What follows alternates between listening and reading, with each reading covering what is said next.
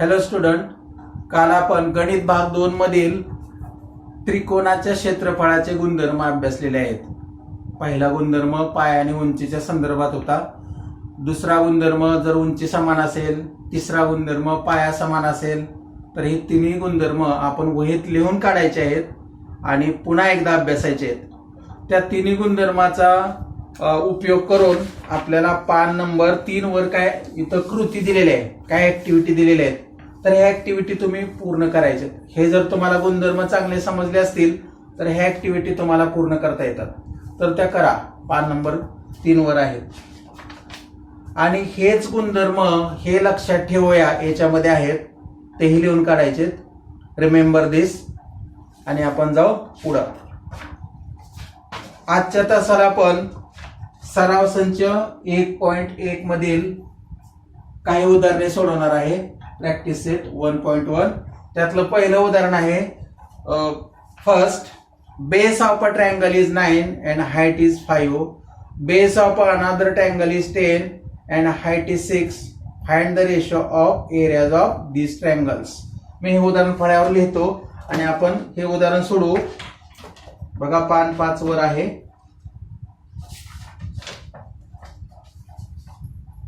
एका त्रिकोणाचा पाया,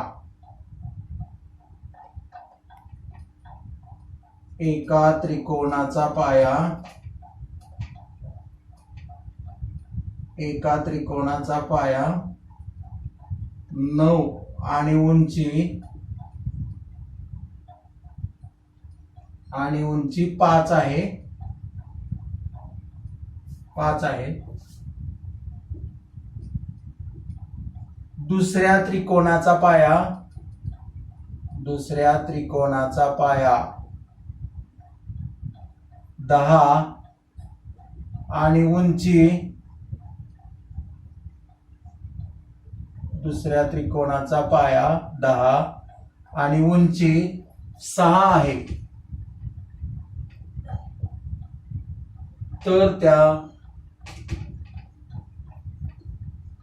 तर त्या त्रिकोणांच्या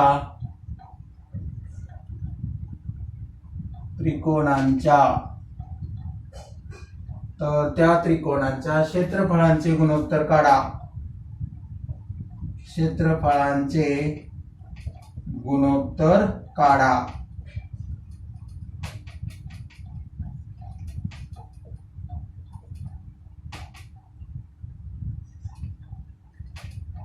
सेमेसाठी काय होणार आहे उदाहरण?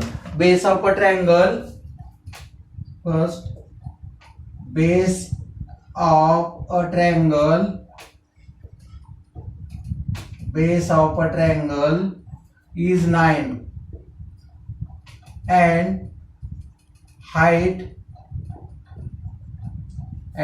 is 5. Height is 5. Base of another triangle, base of another triangle, base of another triangle is 10 and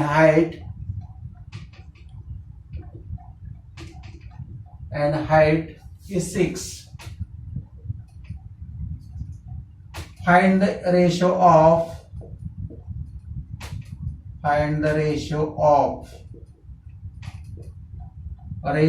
areas of these triangles.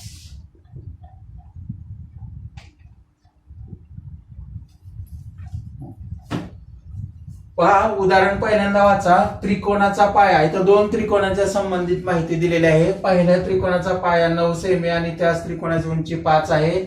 दुसऱ्या त्रिकोणाचा पाया 10 आणि उंची 6 आहे. तर त्या त्रिकोणांच्या क्षेत्रफळांचं गुणोत्तर विचारले. मग आपण याच्या संबंधी पहिला गुणधर्म अभ्यासलेला आहे. जर दोन्ही त्रिकोणांच्या पाया आणि उंची दिली तर त्या 2 त्रिकोणाच्या क्षेत्रफळाचं गुणोत्तर कसं काढायचं? If bases and height of first triangle and second triangles are given, then what is the ratio of areas of two triangles? तर इथं आपण म्हणू शकतो, सुरुवातीला म्हणू आपण, समजा पहिला त्रिकोण आहे त्याचं क्षेत्रफळ A1 ने दर्शवू. पहिल्या त्रिकोणाचे क्षेत्रफळ A1 ने दर्शवू.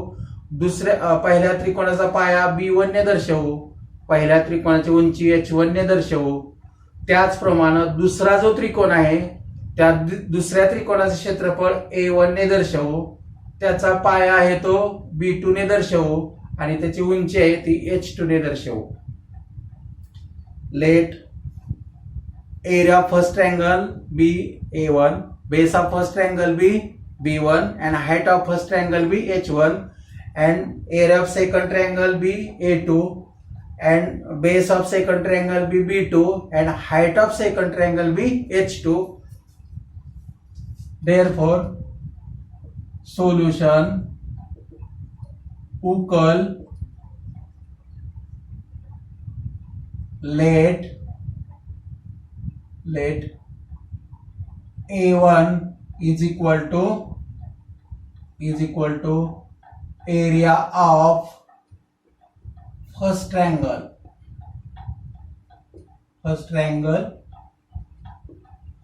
comma B1 base of first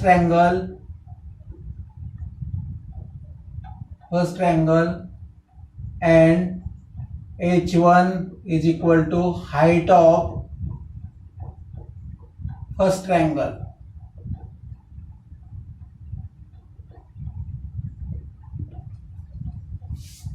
म्हणजे आपल्याला इथं मराठीसाठी म्हणता येईल A1 बरोबर पहिल्या त्रिकोणाचे क्षेत्रफळ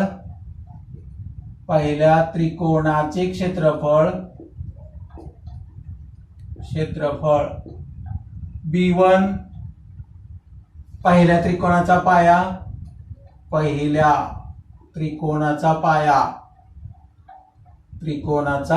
पाया नंतर H1 बरोबर पहिल्या त्रिकोणाची उंची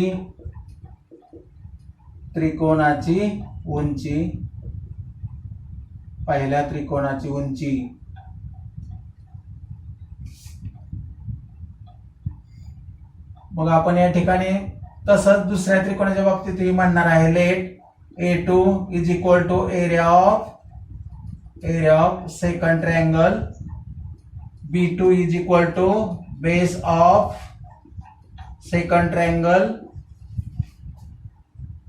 then H2 is equal to height of second triangle. तसेच मराठीमध्ये आपल्याला म्हणता येईल A2 बरोबर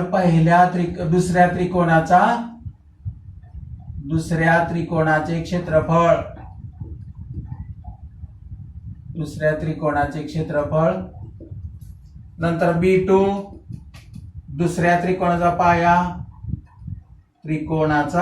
पाया आणि H2 बरोबर दुसऱ्या त्रिकोणाची उंची. मग इथं किमती ठेवू आपण. A1 माहित नाही आपल्याला, A2 माहित नाही, पण B1 माहित आहे. पहिल्या त्रिकोणाचा पाया 9, H1 5, B2 10 आणि H2 6. म्हणून आपण म्हणणार आहे पहिल्या त्रिकोणाचे क्षेत्रफळ छेद दुसऱ्या त्रिकोणाचे क्षेत्रफळ बरोबर पहिल्या त्रिकोणाचा पाया गुणिले संगत उंची छेद दुसऱ्या त्रिकोणाचा पाया गुणिले संगत उंची. इथं आपण कारण लिहू शकतो. दोन त्रिकोणांच्या क्षेत्रफळांचं गुणोत्तर हे त्यांचा पाया आणि संगत उंची यांच्या गुणाकाराच्या गुणोत्तर एवढे असते. The ratios of areas of two triangles is equal to the ratios of product of their bases and height and corresponding height. तर इथं ते रिझन आपल्याला लिहिता येईल बघा. आणि मग किमती ठेवू आपण. इथे एक रिझन लिहून टाकू आपण.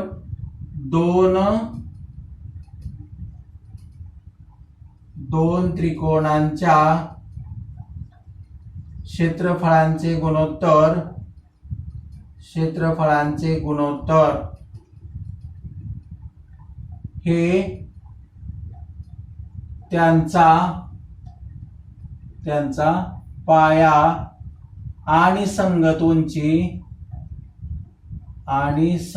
उंची यांच्या गुणाकाराच्या गुणोत्तरा एवढे असते. गुणाकाराच्या गुणोत्तरा एवढे असते. गुणोत्तरा एवढे असते.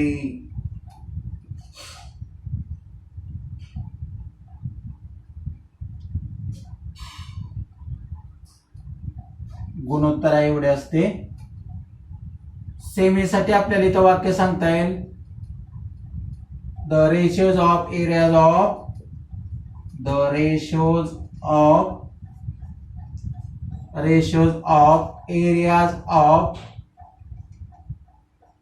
two triangle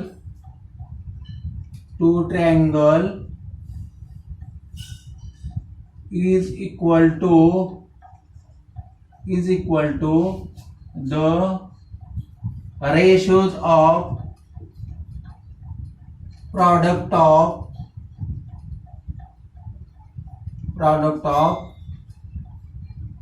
their bases and corresponding heights.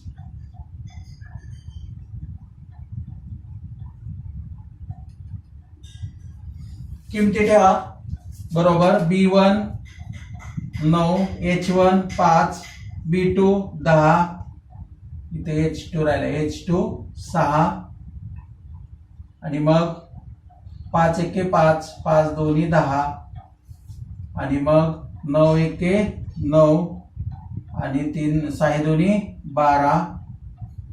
पुन्हा भाग जाईल 3 त्रिक 9, 3 चौक 12 आणि मग तुम्हाला मिळून जाईल A1 अपॉन A2 बरोबर 3/4. म्हणजे त्या दोन त्रिकोणांच्या क्षेत्रफळांचं गुणोत्तर 3/4 आहे. परत एकदा आपण बघू. इथं किमती ठेवल्या मी. B1 किती आहे? B1 9, H1 किती आहे? 5 छेद B2 किती आहे? 10 गुणिले H2 किती आहे? 6. भाग घालवला मी 5 एके 5, 5 दोन्ही 10 अंशाला राहिला 9 छेदाला 6 दोन्ही 12. 3 ने परत भाग जातो 3 त्रिक 9, 3 चौक 12 आणि मग तुम्हाला डावी बाजू मिळेल A1 छेद A2 आणि उत्तर मिळेल 3/4. आणि मग आपण इथं म्हणणार आहे की त्या दोन त्रिकोणांच्या क्षेत्रफळांचं गुणोत्तर 3/4 आहे. तर अशा पद्धतीने हे आपल्याला उदाहरण सोडवायचं आहे. आपण दुसऱ्या उदाहरणाकडे जाऊ. दुसरं उदाहरण पहा काय.